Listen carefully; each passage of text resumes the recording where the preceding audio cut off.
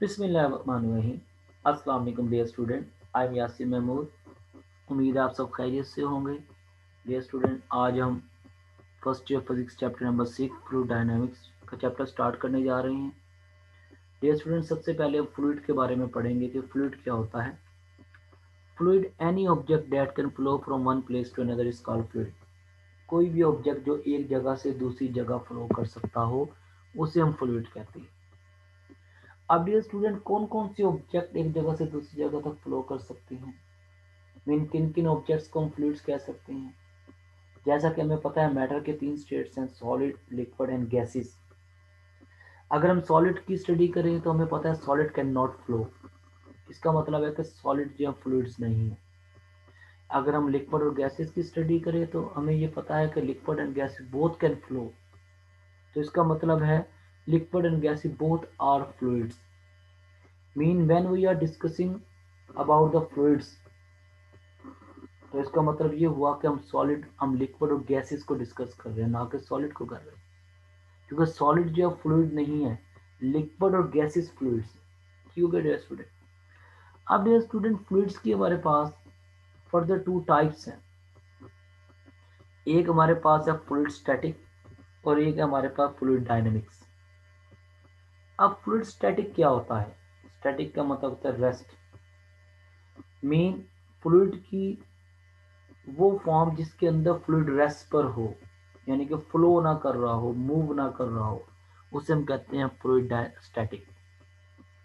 Now fluid dynamics क्या होता है? डायनेमिक्स मीन मोशन, यानी कि फ्लूइड्स की वो ब्रांच जिसके अंदर हमारे पास जो फ्लूइड है वो फ्लो कर रहा हो, वो मूव कर रहा हो, मूव मोशन के अंदर हो, उसे हम कहते हैं फ्लूइड डायनेमिक्स। डियर स्टूडेंट, इस चैप्टर के अंदर हमने फ्लूइड डायनेमिक्स को डिस्कस करना है। और जो फ्लूइड की मोशन है वो एक कॉम्प्लिकेटेड हमारे पास फिनोमिना है, उसको समझना इतना आसान नहीं है। इसी वजह से उसको आसान बनाने के लिए हम कुछ अजम्पशन कर लेते हैं और कुछ जो कंजर्वेटिव लॉ का इस्तेमाल करते हैं, जैसा कि लॉ कंजर्वेशन ऑफ मैस का इस्तेमाल करते हुए इक्वेशन ऑफ कंटिन्यूटी को ड्राइव किया, फिर लॉ ऑफ कंजर्वेशन एनर्जी को इस्तेमाल करते हुए बर्नौली इक्वेशन को ड्राइव किया। और ये दोनों जो इक्वेशनें हैं, इक्वेशन ऑफ कंटिन्यूटी भी, बर्नौली इक्वेशंस भी, ये दोनों इक्वेशन जो है these are consider as basis of fluid dynamics. और इन दोनों को डीपली जो है हम लेटर ऑन चैप्टर के अंदर डिस्कस भी करेंगे, फिर इसकी एप्लीकेशंस को भी डिस्कस करेंगे। ठीक हो गया डियर स्टूडेंट। नाउ जो पहला टॉपिक है चैप्टर नंबर 6 का, वो है जी viscous drag and the Stokes law. What is the viscous drag? Dear student, जब फ्लूइड मोशन में होता है तो फ्लूइड की मोशन में एक इम्पोर्टेंट फैक्टर फ्लूइड की मोशन को पे इफेक्ट करता है और वो बहुत प्रोमिनेंट रोल प्ले करता है फ्लूइड की मोशन में। वो होता है फ्लूइड की विस्कोसिटी, गाढ़ापन। अब विस्कोसिटी क्या होती है? डियर स्टूडेंट, फ्लूइड जो है large number of the layers से मिलकर बनता है। और जब फ्लूइड मूव करता है, मोशन में होता है, तो फ्लूइड की डिफरेंट लेयर्स एक दूसरे के ऊपर अपोजिंग इफेक्ट क्रिएट करती है, एक दूसरे के फ्लो में रेजिस्टेंस पैदा करती है। और जब हम फ्लूइड की एक लेयर को दूसरी लेयर के ऊपर स्लाइड करने की कोशिश करते हैं तो वो एक दूसरे के ऊपर अपोजिंग फोर्स लगाती है। और ये जो फ्लूइड की डिफरेंट लेयर्स एक दूसरे के ऊपर अपोजिंग फोर्स लगा रही होती हैं, इस अपोजिंग फोर्स को हम कहते हैं विस्कोसिटी। तो हम इसको डिफाइन कर सकते हैं, the friction effect between different layers of flowing fluid is called viscosity. Mean fluids की डिफरेंट लेयर्स जो अपने फ्लो के अंदर फ्रिक्शन इफेक्ट प्रोड्यूस करती हैं एक दूसरे के ऊपर, अपोजिंग इफेक्ट प्रोड्यूस करती हैं, उसे हम कहते हैं विस्कोसिटी। अब डियर स्टूडेंट, हम ये कहते हैं कि बहुत से ऐसे फ्लूइड्स होते हैं जो इजीली फ्लो कर सकते हैं और बहुत से ऐसे फ्लूइड होते हैं जो इजीली फ्लो नहीं कर सकते। मिसाल के तौर पर हमारे पास वाटर है और मिल्क है। हम कहते हैं कि वाटर और मिल्क इजीली फ्लो कर सकते हैं। ऑन द अदर हैंड, अगर हमारे पास एग्जाम्पल है हनी की या तारकोल की, हनी मीन शहद, हम ये कहते हैं कि ये इजीली फ्लो नहीं कर पाते। उसकी रीज़न क्या है? अगर हम पहले केस में आए, वाटर और मिल्क के केस में आए, तो इसमें जो फ्लूइड के मॉलिक्यूल्स हैं या फ्लूइड की जो लेयर्स हैं वो एक दूसरे के ऊपर इतना स्ट्रॉन्ग अपोजिंग इफेक्ट नहीं क्रिएट कर रही होती, एक दूसरे के फ्लो के अंदर ज़्यादा रेजिस्टेंस प्रोड्यूस नहीं कर रही होती। इसी वजह से पानी जो है वो इजीली फ्लो करता रहता है, और जो हमारे पास मिल्क है वो इजीली फ्लो करता रहता है। ऑन द अदर हैंड अगर हम हनी की बात करें, शहद की बात करें, तो उसके अंदर फ्लूइड की जो लेयर्स हैं वो एक दूसरे के ऊपर एक प्रोमिनेंट अपोजिंग इफेक्ट प्रोड्यूस करती हैं, एक दूसरे की लेयर के अंदर प्रोमिनेंट रेजिस्टेंस प्रोड्यूस करती हैं, जिसकी मदद से जो हमारे पास हनी है वो इजीली फ्लो नहीं कर पाता। ठीक है बेटा, तो मीन जिस भी फ्लूइड की विस्कोसिटी ज़्यादा होगी, जो ज़्यादा गाढ़ा होगा उसको फ्लो करना उतना ही मुश्किल होगा, जिसकी विस्कोसिटी कम होगी, जो कम गाढ़ा होगा उसको फ्लो करना उतना ही आसान होगा। ठीक होगा बेटा। अब बेटा किसी भी फ्लूइड को फ्लो करना कितना मुश्किल या कितना आसान होता है, वो उस फ्लूइड की क्या कहलाती है, कोफिशिएंट ऑफ विस्कोसिटी। ठीक है बेटा, क्या कहलाती है, कोफिशिएंट ऑफ विस्कोसिटी। मसलन मैं ये कहता हूँ कि पानी और मिल्क को फ्लो करना ज़्यादा आसान है, तो उसकी कोफिशिएंट विस्कोसिटी क्या कम है। ठीक है, मीन उसके अंदर गाढ़ापन जो है उसकी जो तादाद है, क्वांटिटी है वो कम है।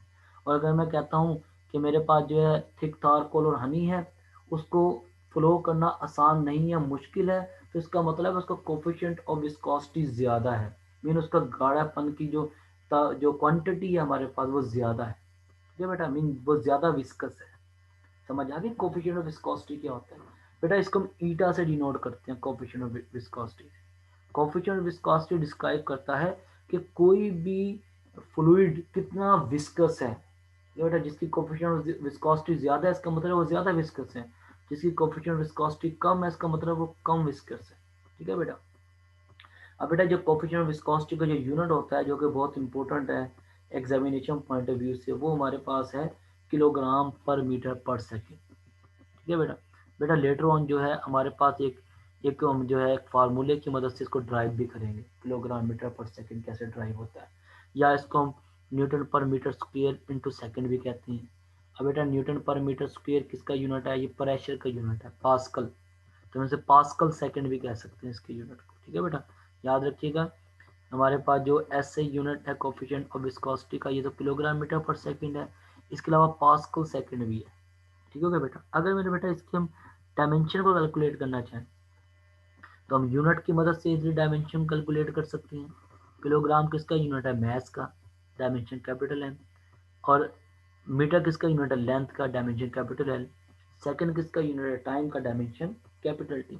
तमाम के तमाम फिजिकल क्वांटिटीज को इनसाइड स्क्वायर ब्रैकेट लिख लेंगे। ठीक है बेटा, अगर स्क्वायर ब्रैकेट पे नहीं लिखेंगे तो वो डायमेंशन के तौर पर ट्रीट नहीं होगी। ठीक है बेटा। बेटा नेक्स्ट हम देख लेते हैं लिक्विड और गैसेस के अंदर विस्कोसिटी और टेम्परेचर का हमारे पास क्या इफेक्ट होता है। अगर हम डिस्कस करना चाहते हैं लिक्विड और गैसेस को, और हम देखें कि उसके अंदर जो टेम्परेचर के साथ उसकी विस्कोसिटी जो है कैसे वेरी कर रही है। ठीक है बेटा, उससे पहले एक इम्पोर्टेंट पॉइंट जो आपको पता होना चाहिए कि लिक्विड और गैसेस की विस्कोसिटी कभी भी ज़ीरो नहीं होती। हाँ समाल हो सकती है, वेरी वेरी समाल हो सकती है एक दूसरे के मुकाबले में, कभी ज़ीरो नहीं हो सकती, क्योंकि समाल जो इवन तो समाल विस्कोसिटी भी ग्रेटर इम्पैक्ट प्रोड्यूस करती है। जिस अगर मैं मिसाल दूँ एयर की, कि आप क्या करते हैं, अगर आप फास्ट मूविंग कार के अंदर ट्रेवल कर रहे हैं, आप अचानक अपने हाथ को विंडो से बाहर निकालते हैं, तो आप देखेंगे कि एयर जो आपके हाथ के ऊपर ड्रैग फोर्स प्रोड्यूस करेगी, और आपका हाथ जो बैकवर्ड मूव करेगा, वो क्या है, वो एयर की विस्कोसिटी है। ठीक है बेटा, एयर की जितनी ज़्यादा विस्कोसिटी होगी, ऐसे देखते हैं कि जितनी स्पीड से एयर चल रही होती है, मीन उसका जितना कोफिशिएंट ऑफ विस्कोसिटी जितना ज़्यादा होगा, उतनी ज़्यादा अपोजिट फोर्स लगा रही है। ठीक है बेटा, तो लिक्विड और गैसेस की विस्कोसिटी याद रखें कभी भी ज़ीरो नहीं होती, नॉन ज़ीरो रहती है। अब बेटा हम देखते हैं कि टेम्परेचर के साथ वेरिएशन किस तरह होती है। सबसे पहले हम देख लेते हैं गैसेस की वेरिएशन विद टेम्परेचर के साथ। अब बेटा viscosity of the gas is increase temperature, mean जो विस्कोसिटी है गैसेस की टेम्परेचर के साथ इंक्रीज करती है। ऐसा क्यों होता है dear student, first of all आपको ये पता होना चाहिए जो गैसेस की विस्कोसिटी है उसका ताल्लुक किससे होता है, क्यों गैसेस की विस्कोसिटी जो है हमारे पास प्रोड्यूस होती है। याद रखें गैसेस की विस्कोसिटी गैसेस के मॉलिक्यूल्स के दरमियान मोमेंटम के ट्रांसफर होने से होती है। ठीक है बेटा, गैसेस की विस्कोसिटी का जो ताल्लुक होता है वो गैसेस के मॉलिक्यूल्स के दरमियान मोमेंटम ट्रांसफर होने से होता है। मीन गैसेस के मॉलिक्यूल्स के दरमियान जितना ज़्यादा मोमेंटम ट्रांसफर होगा उतनी ज़्यादा उसकी विस्कोसिटी होगी। अब बेटा होता क्या है कि जब हम गैस के मॉलिक्यूल्स को जब हम हीटअप करते हैं, टेम्परेचर उसका बढ़ाते हैं, तो गैस के मॉलिक्यूल रैंडमली मूव करते हैं। रैंडम मोशन की वजह से कोलिजन होती है आपस में। जब कोलिजन होगी तो मूविंग मॉलिक्यूल स्टेशनरी मॉलिक्यूल के अंदर अपना मोमेंटम ट्रांसफर करेंगे। जितनी ज़्यादा कोलिजन होगी उतना ज़्यादा मोमेंटम ट्रांसफर होगा, और जितना ज़्यादा मोमेंटम ट्रांसफर करेंगे उतनी ही गैसेस की जो विस्कोसिटी है वो भी बढ़ेगी। तो इसी वजह से हम कहते हैं टेम्परेचर बढ़ाने से गैसेस की विस्कोसिटी बढ़ती है, क्योंकि टेम्परेचर बढ़ाने से थर्मल वाइब्रेशन इंक्रीज होती है, कोलिजन बढ़ती है, कोलिजन बनने से ज़्यादा मोमेंटम ट्रांसफ़र होता है, ज़्यादा मोमेंटम ट्रांसफ़र होने से इसकी जो हमारे पास विस्कोसिटी है वो भी बढ़ती है। अब ये स्टूडेंट एक बहुत इंपॉर्टेंट फैक्टर है जो कि हमारे पास है प्रेशर, जिसका बहुत प्रोमिनेंट इफेक्ट होता है विस्कोसिटी के ऊपर। हम ये कहते हैं गैसेस की विस्कोसिटी टेम्परेचर बढ़ाने से बढ़ती है, लेकिन ऐसा लो प्रेशर पे होता है जैसा कि एटमॉस्फेरिक प्रेशर के ऊपर। क्योंकि एटमॉस्फेरिक प्रेशर पे हम ये कह देते हैं कि गैसेस की विस्कोसिटी टेम्परेचर बढ़ाने से बढ़ती है, जब हम जनरली ये बात कर लेते हैं। लेकिन अगर जब हम हाई प्रेशर की बात करते हैं, हाई प्रेशर में ऐसा फिनोमेना नहीं होता, इसका रिवर्स फिनोमेना होता है। हाई प्रेशर के ऊपर टेम्परेचर बढ़ाने से गैसेस की विस्कोसिटी कम होती है, बढ़ती नहीं है। ठीक है बेटा, याद रखना, बहुत इंपॉर्टेंट पॉइंट है कि टेम्परेचर को अगर हम हाई प्रेशर के ऊपर जब डिस्कस करेंगे, हाई प्रेशर के ऊपर टेम्परेचर बढ़ाने से जो गैसेस की विस्कोसिटी है वो कम होती है, बढ़ती नहीं है। ठीक हो गया बेटा। अब बेटा लिक्विड की विस्कोसिटी देख लेते हैं कि viscosity of the liquid decreases with increase in temperature. कि लिक्विड की विस्कोसिटी जो है टेम्परेचर बढ़ने से डिक्रीज करती है, ऐसा क्यों होता है? अब बेटा लिक्विड की जो विस्कोसिटी है किस पे डिपेंड करती है? लिक्विड की विस्कोसिटी डिपेंड करती है between the cohesive force between the molecules of the liquid. कि लिक्विड के मॉलिक्यूल्स के दरमियान में कोहेसिव फोर्स होती है, एक स्टिकिंग फोर्स होती है, जो लिक्विड के मॉलिक्यूल को बाइंड की हुई होती है, जोड़ी हुई होती है। और लिक्विड की विस्कोसिटी भी इसी कोहेसिव फोर्स के ऊपर डिपेंड करती है। जितनी ज़्यादा कोहेसिव फोर्स होगी उतनी ज़्यादा उसकी विस्कोसिटी होगी। लेकिन जब टेम्परेचर आप बढ़ाते हैं तो जाहिर बात है उसकी कोहेसिव फोर्स डिक्रीज होती है, उसकी स्टिकिंग फोर्स डिक्रीज होगी। जब स्टिकिंग फोर्स डिक्रीज होगी, वीक होगी, तो जाहिर बात है उसकी विस्कोसिटी भी डिक्रीज होगी। तो जब भी हम कहते हैं कि टेम्परेचर बढ़ने से लिक्विड की विस्कोसिटी डिक्रीज होती है, क्योंकि जो लिक्विड की विस्कोसिटी है वो डिपेंड करती है लिक्विड के मॉलिक्यूल्स के दरमियान कोहेसिव फोर्स में, और टेम्परेचर बढ़ाने से कोहेसिव फोर्स जो है वीक होती है, कोहेसिव फोर्स के वीक होने से विस्कोसिटी जो है वो भी डिक्रीज होती है। ठीक है बेटा, तो ये हमने जो है गैसेस पे और लिक्विड की जो विस्कोसिटी है उस पर टेम्परेचर का जो इफेक्ट है वो हमने डिस्कस कर लिया। अब बेटा एक और इम्पोर्टेंट फिनोमेना है, वो है ड्रैग फोर्स। अब डियर स्टूडेंट, जब हम किसी भी फ्लूइड में से किसी भी ऑब्जेक्ट को फ्लो करवाने की कोशिश करते हैं, किसी भी ऑब्जेक्ट को मूव करवाने की कोशिश करते हैं, तो फ्लूइड उन ऑब्जेक्ट की मोशन के ऊपर भी एक अपोजिंग फोर्स लगाता है, उसे हम ड्रैग फोर्स कहते हैं। ठीक है बेटा, हम इसे डिफाइन कर सकते हैं, an object moving through the fluid experience a retarding force is called the drag force. Retarding force mean opposing force. कि जब कोई भी ऑब्जेक्ट फ्लूइड में से फ्लो करने की या मूव करने की कोशिश करता है, फ्लूइड उस ऑब्जेक्ट की मोशन के ऊपर भी एक अपोजिंग फोर्स लगाते हैं, उसे ड्रैग फोर्स कहते हैं। ठीक है बेटा। अब बेटा कितनी ज़्यादा ड्रैग फोर्स लग रही है वो डिपेंड करती है कि मीडियम की विस्कोसिटी कितनी। जितनी ज़्यादा विस्कोसिटी होगी वो उतनी ज़्यादा ड्रैग फोर्स लगाएगी। जिस तरह अगर मैं आपको सिंपल एग्जांपल दूं कि आप क्या करें, लकड़ी के छोटे से दो टुकड़े ले लें, एक टुकड़े को रखें आप फ्लोइंग वाटर के अंदर, एक टुकड़े को आप रखें जी हनी के अंदर। आप देखेंगे कि लकड़ी का जो टुकड़ा जो फ्लोइंग वाटर में आपने रखा है वो इजीली मूव करेगा। क्यों इजीली मूव करेगा? क्योंकि जो हमारे पास वाटर के जो मॉलिक्यूल्स हैं, जो लेयर्स हैं, वो इतना ज़्यादा अपोजिंग इफेक्ट प्रोड्यूस नहीं कर रहे आपस में, जिसके नतीजे में जो वाटर की जो मॉलिक्यूल की जो लेयर्स हैं वो ज़्यादा ड्रैग फोर्स नहीं लगा रहे उनकी मोशन के ऊपर, लकड़ी के टुकड़ों के ऊपर। ऑन द अदर हैंड, अगर उसी लकड़ी के टुकड़े को अगर हम शहद के अंदर मूव करवाने की कोशिश करेंगे तो इजीली मूव नहीं कर सकेगा, क्योंकि जो शहद की विस्कोसिटी ज़्यादा होती है। जो उसकी विस्कोसिटी ज़्यादा होगी तो उसके ऊपर वो ज़्यादा ड्रैग फोर्स लगानी पड़ेगी उस लकड़ी के टुकड़े को मूव करने के लिए। ठीक है बेटा, तो इसका मतलब ये हुआ कि जिस भी मटेरियल की विस्कोसिटी जितनी ज़्यादा होगी, जिस फ्लूइड की जितनी ज़्यादा विस्कोसिटी होगी, उसमें से किसी भी ऑब्जेक्ट को मूव करवाना उतना ही मुश्किल होगा। ठीक है बेटा, एक सिंपल एग्जांपल भी ले सकते हैं ड्रैग फोर्स। कैसे हम ड्रैग फोर्स को सिंपली एक्सपीरियंस कर सकते हैं। लेट्स सपोज आप फास्ट मूविंग कार के अंदर ट्रेवल कर रहे हैं, आप अचानक अपना हाथ जो है जो विंडो में से बाहर निकालते हैं, तो आप देखेंगे आपके ऊपर एयर जो है, हवा जो है ड्रैग फोर्स लग जाएगी, जिससे आपका जो हाथ जो है बैकवर्ड मूव करेगा। क्योंकि ड्रैग फोर्स जो लगती है हमेशा opposite to the direction of the motion of the body लगती है। जिस डायरेक्शन में बॉडी मूव कर रही होती है, ड्रैग फोर्स उसके अपोजिट मूव कर रही लगती है। अगर तो बॉडी स्ट्रेट मूव कर रही है तो ड्रैग फोर्स जो बैकवर्ड लगेगा। ठीक हो गया बेटा, तो ये हमारे पास होती है ड्रैग फोर्स। अब बेटा जैसे मैंने आपको बताया, डिफरेंट मटेरियल के ऊपर डिफरेंट ड्रैग फोर्स लगती है, डिफरेंट कंडीशन के ऊपर ड्रैग फोर्स डिफरेंट लगती है। अब बेटा स्टोक्स ने हमें एक स्फेरिकल ऑब्जेक्ट के ऊपर लगने वाली ड्रैग फोर्स के बारे में बताया। वो कहता है लेट्स सपोज एक हमारे पास स्फेरिकल ऑब्जेक्ट है, उस स्फेरिकल ऑब्जेक्ट को हम स्लोली मूव करवा रहे हैं फ्लूइड के ऊपर। अब जो उस ऑब्जेक्ट के ऊपर जो फोर्स लगेगी वो किसके इक्वल होगी, that will be 6 pi eta R V. ठीक है बेटा, ये वो ड्रैग फोर्स है जो कि उस स्फेरिकल ऑब्जेक्ट के ऊपर लग रही है, जो कि एक फ्लूइड के में स्लोली मूव कर रहा है, नॉट फास्टर, स्लोली मूव कर रहा है। तो इसका मतलब है कि उस स्फेयर के ऊपर लगने वाली ड्रैग फोर्स किस के फैक्टर पर डिपेंड करता है, वेलोसिटी ऑफ द स्फीयर के ऊपर। ठीक है बेटा, रेडियस ऑफ स्फीयर के ऊपर, ईटा क्या, कोफिशिएंट ऑफ विस्कोसिटी यानी कि विस्कोसिटी ऑफ मीडियम के ऊपर। तो इसका मतलब ये हुआ कि जितनी ज्यादा ड्रैग फोर्स लगेगी उतनी स्पीड से बॉडी मूव करेगी। ठीक हो गया बेटा, जितनी ज्यादा ड्रैग फोर्स लगेगी उतनी स्पीड से बॉडी मूव करेगी। और दूसरा एक और भी कि जितना बॉडी का रेडियस ज़्यादा होगा वो उतना स्पीड से जो है फ्लूइड में से मूव करेगी। इसको हम इस एनिमेशन से देख सकते हैं कि आप देखिए हमारे पास 3 डिफरेंट स्फेरिकल ऑब्जेक्ट्स हैं जिनका रेडियस डिफरेंट है। इसका स्मॉल रेडियस, इसका सबसे ज़्यादा, इसका सबसे ज़्यादा। आप ये देख सकते हैं जिस स्फेरिकल ऑब्जेक्ट का रेडियस सबसे ज़्यादा है वो ज़्यादा स्पीड से फॉल कर रहा है। ठीक है बेटा, bigger the radius of the sphere and more speedly it will move through the fluid.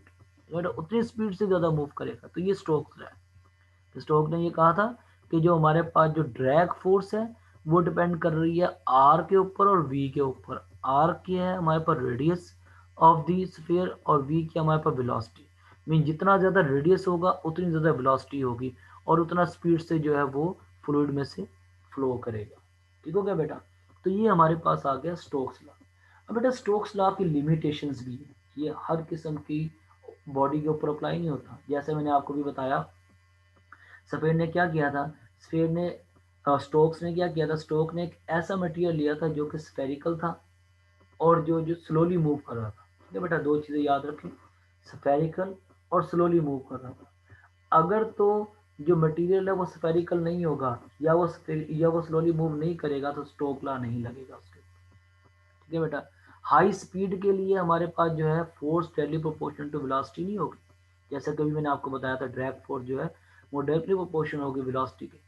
ये सिर्फ और सिर्फ स्लो मूविंग बॉडी के ऊपर, जो स्लोली मूव कर रहे हैं, जो स्पीडली मूव कर रहे हैं उसके ऊपर हमारे पास जो है ये प्रोपोर्शनलिटी जो है फैक्टर ये इफेक्ट नहीं करेगा। ठीक है बेटा, समझ आ गई, ये लिमिटेशन है हमारे पास स्टोक्स लॉ।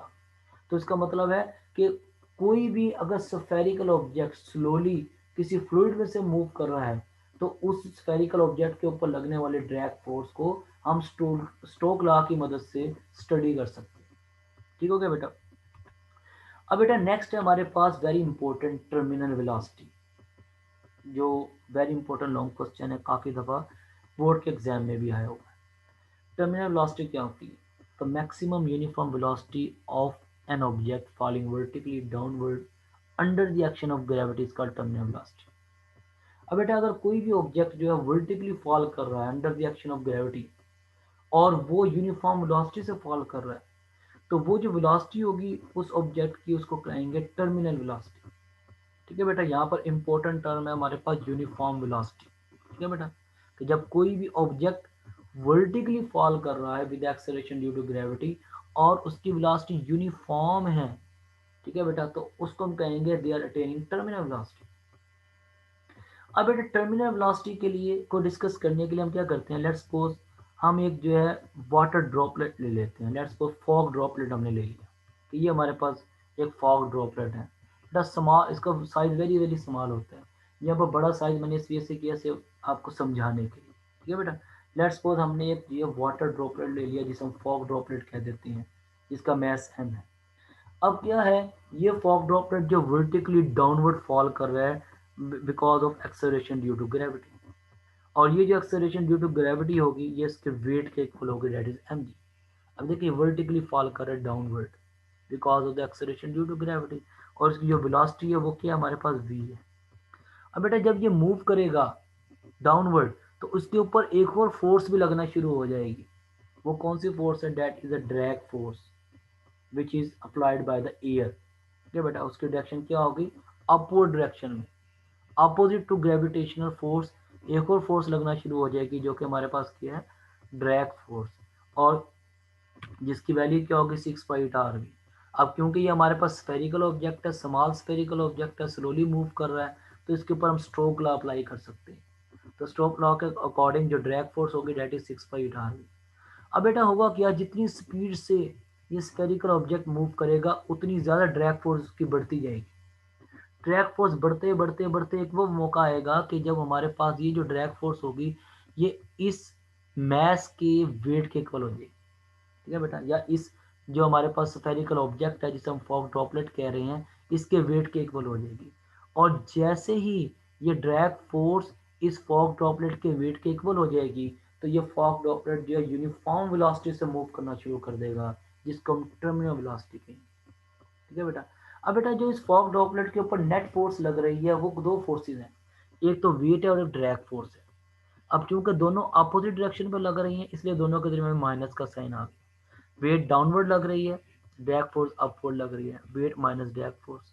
इसको हम यूं भी लिख सकते हैं, F will be is equal to weight will be is equal to M G, drag force 6π/r। अब बेटा ये जो फोर्स लग रही है that is equal to mass पर into the according Newton second law of motion F is equal to M A. ठीक है बेटा, तो ये फोर्स इसके ऊपर लग रही है इस स्फेरिकल ऑब्जेक्ट के ऊपर, that is M A is equal to M G minus 6/r। अब बेटा होगा क्या कि आहिस्ता जैसे जैसे वेलोसिटी बढ़ती रहेगी ड्रैग फोर्स भी बढ़ती रहेगी। ड्रैग फोर्स बढ़ते बढ़ते एक वो वक्त आएगा कि जब ड्रैग फोर्स जो है इस स्फेरिकल ऑब्जेक्ट के वेट के इक्वल हो जाएगी। जब वो वेट के इक्वल हो जाएगी तो वो टर्मिनल वेलोसिटी अटेन कर लेगी।